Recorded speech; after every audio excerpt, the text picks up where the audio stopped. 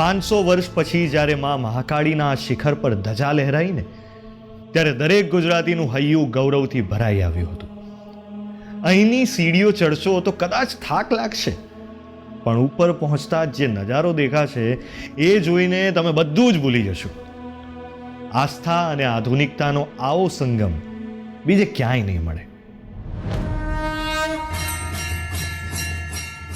ગુજરાતમાં આવેલી બીજી શક્તિપીઠ પંચમહાલ જિલ્લાની શાન અને મા મહાકાળીનું રહેઠાણ એટલે પાવાગઢ.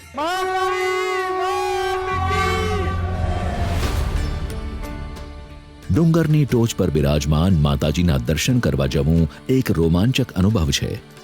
હાલમાં જ મંદિરનું જે નવનિર્માણ થયું છે એ જોઈને આંખો અંજાઈ જાય છે.